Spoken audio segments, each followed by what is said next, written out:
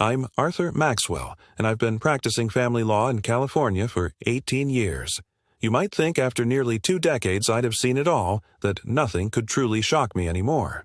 Then, a case like Emily Thompson's walks through my door, and it reminds you just how quickly a seemingly settled life can be plunged into chaos. It reminds you that the past, however deeply buried, sometimes claws its way back to the surface with devastating force.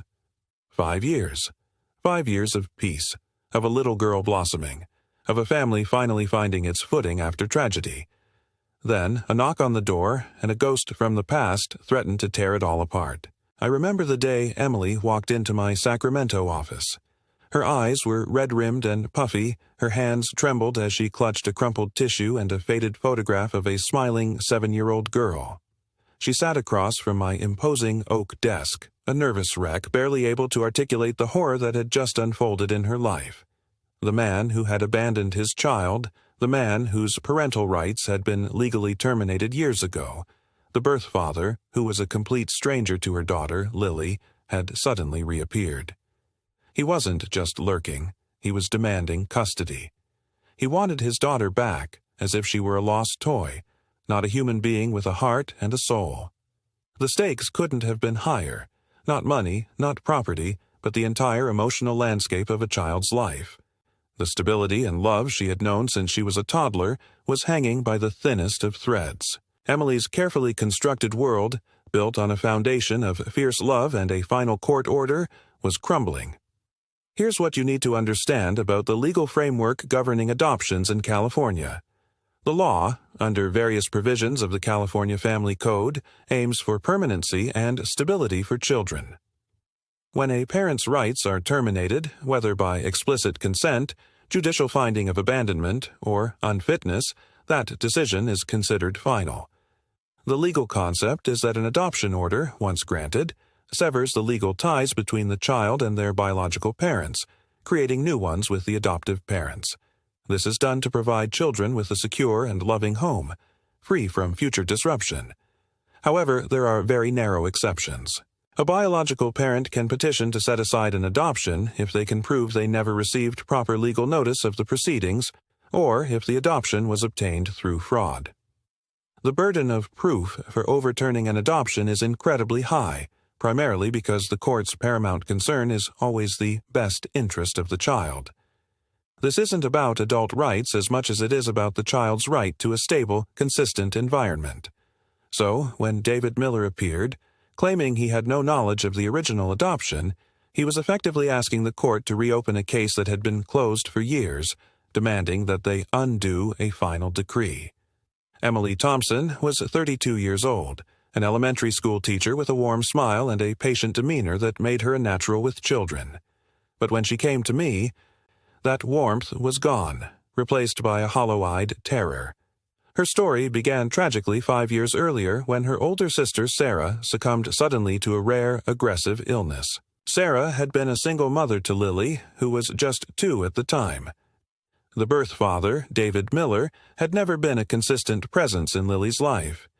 He and Sarah had a tumultuous on-again, off-again relationship, punctuated by his sporadic employment, minor run-ins with the law, and struggles with substance abuse. When Sarah died, attempts to reach David through mutual acquaintances and old addresses proved futile. He simply disappeared. Emily, already a doting aunt, stepped up without hesitation. She took Lily into her modest 2-bedroom home in a quiet Sacramento suburb, transforming it into a haven for her grieving niece. After a period of relative guardianship, and with no word from David Miller, Emily moved to formally adopt Lily. The court conducted a diligent search for David, following all legal protocols for providing notice, but he remained unreachable. Ultimately, his parental rights were terminated by judicial order due to abandonment and failure to respond to the legal notices. The adoption was finalized, and Emily became Lily's legal and loving mother. They built a new life, filled with school projects, playground adventures, and bedtime stories. Lily, now 7, was a bright, happy child, thriving under Emily's care, completely unaware of the dark shadow of her biological father. Then, just weeks before Emily's visit to my office, David Miller, somehow cleaned up and seemingly coherent, appeared at Emily's doorstep. He claimed he'd turned his life around, that he'd been searching for his daughter, and that he never knew about Sarah's death or the adoption. He presented a slick new attorney and filed a petition to set aside the adoption, claiming his parental rights were unjustly terminated due to lack of notice. Emily was beside herself, convinced she was going to lose Lily, her heart breaking at the thought of the trauma this would inflict on her daughter. Her vulnerability was palpable. She wasn't just fighting a legal battle, she was fighting for her child's soul. I took the case because some battles, you just know, are worth every ounce of fight you have. My first step was to immerse myself in the original adoption file, poring over every document, especially the affidavits of diligent search and the orders for service of process by publication. It was vital to confirm that every legal avenue had been exhausted in trying to locate David Miller 5 years prior. His claim of lack of notice was his entire argument, and if that claim held water, Emily's world would shatter. I immediately brought in Frankie the Fox Rossi, a private investigator I'd worked with for years. Frankie had a knack for finding people who didn't want to be found, and for unearthing truths people desperately wanted to keep buried. His first mission: trace David Miller's movements for the past 5 years. Where was he? What was he doing? Was he truly unreachable, or was he actively avoiding responsibility? We subpoenaed his known phone records, his arrest records from various counties, mostly minor drug offenses and probation violations, and any social media accounts linked to his name or known aliases. The initial stages of the investigation were grueling. David's past was a labyrinth of dead ends, temporary addresses, and disconnected phone numbers. Opposing counsel, Sarah Jenkins, a sharp and notoriously aggressive family law attorney from a prominent San Francisco firm, immediately adopted an adversarial stance. She tried to paint Emily as having intentionally hidden Lily, portraying her as manipulative, despite the documented court process. Jenkins was known for exploiting any perceived weakness, and my strategic thinking centered on making sure there were none. We needed to prove not just that Emily followed the law, but that David knew what was happening and chose to ignore it. Frankie, bless his relentless spirit, started hitting pay dirt. He found several old addresses in his probation records where notices for Sarah's estate and the initial guardianship petition had been sent and returned undeliverable. However, those very same addresses were also listed on various legal documents filed by David himself for other minor offenses during that period. This immediately raised a red flag. How could he use an address for his legal matters but claim he never received official court documents there regarding his daughter? More crucially, Frankie interviewed several of Sarah's old friends and family members. They all corroborated Emily's account, stating they had tried repeatedly to contact David after Sarah's death, both through phone calls and text messages, and had even relayed information about Lily and the impending adoption. He had either ignored their attempts or changed his number without informing anyone. This wasn't just abandonment, it was active, willful disengagement. The breakthrough moment came late one Tuesday evening. My office was dark save for the glow of my monitor, and the only sound was the hum of the air conditioning. Frankie's email landed with a thud in my inbox. The subject line simply read, "Jackpot." My heart raced as I opened the attachment. Frankie had finally cracked one of David Miller's obscure social media profiles, maintained under an alias, Davy Boy 84, but painstakingly connected to David through a web of old friends and specific unique identifiers. There it was, a series of posts from around the time of Sarah's death and Lily's initial adoption proceedings. One post, dated August 17th, 5 years prior, explicitly stated, "Dealing with some heavy family stuff lately. Lost someone close and things with my kid are changing. Rough patch, but gotta keep pushing." Then, the smoking gun. A friend had commented directly below, "Sorry to hear about Sarah and Lily. Hope you sort things out, man." And David's immediate reply, clearly visible, "Yeah, it's a mess. Just gotta move on." I stared at the screen, a profound sense of satisfaction mixed with outrage washing over me. This was it. This was the irrefutable evidence. He knew. He knew about Sarah's death. He knew about things with my kid changing, a clear reference to Lily and the adoption. He wasn't unreachable or unaware. He was actively choosing to move on. This wasn't merely a lack of diligent search on the court's part. It was a deliberate and conscious abandonment on his. This digital footprint ripped apart his entire defense. It proved he was not only aware but actively chose to abdicate his parental responsibilities at the most critical juncture. I called Emily immediately, even though it was late. When I explained what we'd found, she was silent for a long moment, and then I heard a choked sob on the other end of the line. He knew. He knew all this time, and never tried, she whispered, her voice thick with a mixture of disbelief, betrayal, and a surge of profound relief. The tide had turned. The courtroom in the Sacramento Superior Court, Department 12, felt heavy that morning. Judge Eleanor Vance, a woman known for her sharp intellect and no-nonsense demeanor, presided from her elevated bench. Emily sat beside me, pale but determined, clutching a small polished stone in her hand for comfort. David Miller, surprisingly composed, sat with his attorney, Sarah Jenkins, a few feet away. The air crackled with unspoken tension. We opened with Dr. Lena Hansen, a child psychologist whose testimony was crucial. She spoke eloquently and empathetically about Lily's deep attachment to Emily, describing their bond as primary and irreplaceable. Lily views Ms. Thompson as her mother in every sense of the word, Dr. Hansen explained, her voice calm and authoritative. Removing her from this stable, secure environment now would be akin to tearing a part of her identity away, leading to profound attachment issues, severe anxiety, and potential developmental regression.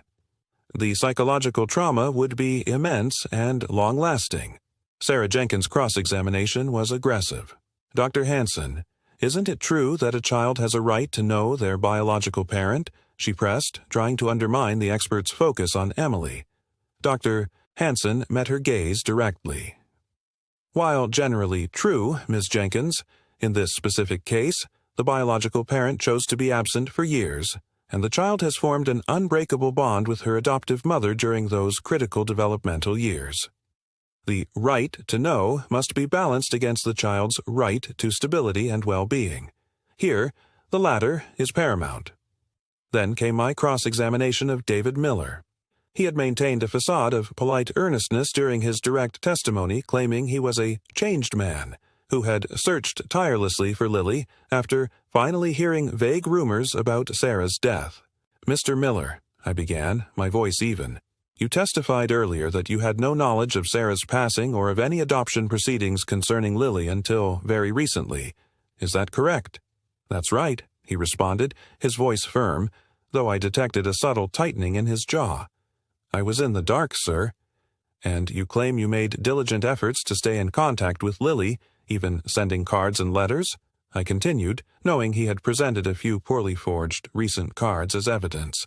"Yes, I did," he insisted. "They must have been intercepted or something." I paused, letting his lies hang in the air. "Let's talk about August 17th, 5 years ago. Did you, or did you not, make a social media post on your DavyBoy84 profile that day, stating you were dealing with some heavy family stuff related to loss and changes with my kid? Think carefully, Mr. Miller." Sarah Jenkins immediately shot to her feet. "Objection. Vague, speculative, Your Honor, and the veracity of any alleged social media post is unproven." Judge Vance looked at me. "Mr. Maxwell, establish your foundation."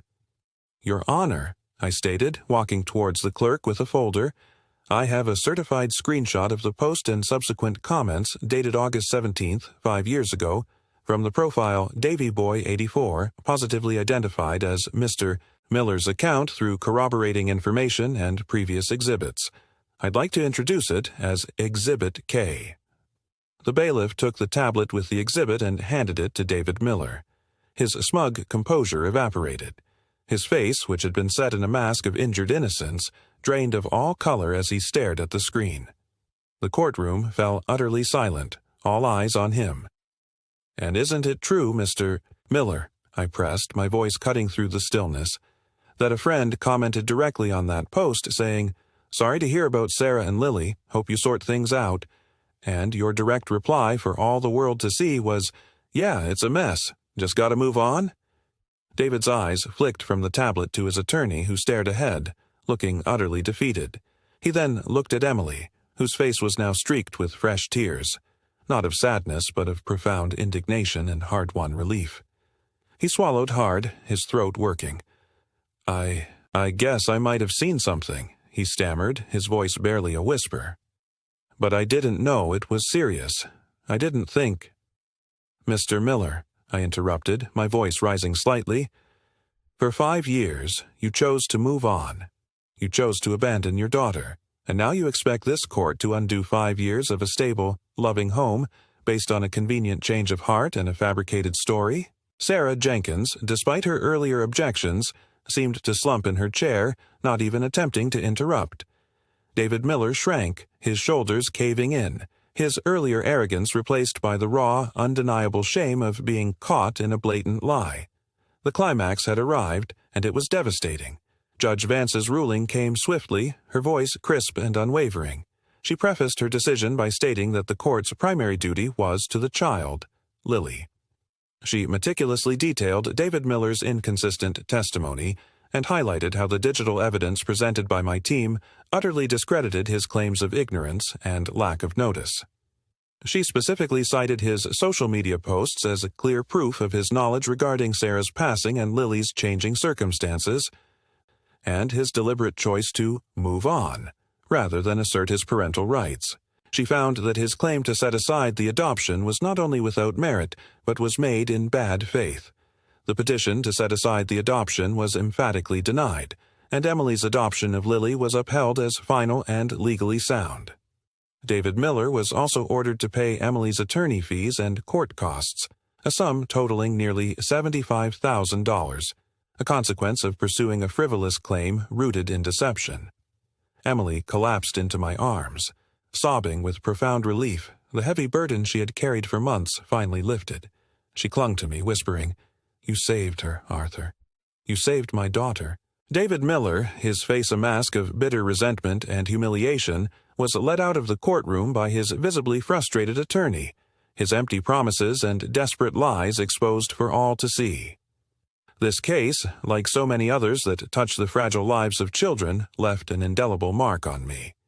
What I learned, or perhaps what was powerfully reinforced, was the incredible resilience of love and the fierce protective power of a mother's bond.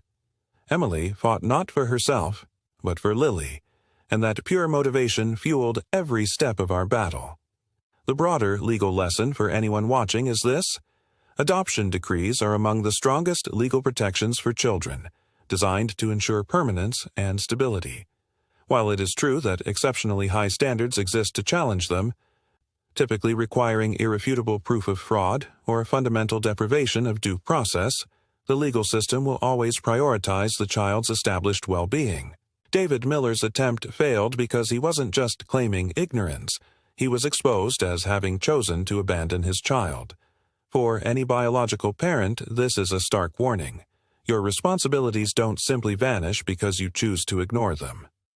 Practical advice for anyone embroiled in family law matters, especially those involving children. Document everything.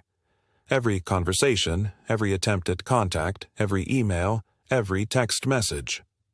Your digital footprint is increasingly a critical piece of evidence that can either be your strongest ally or your biggest enemy.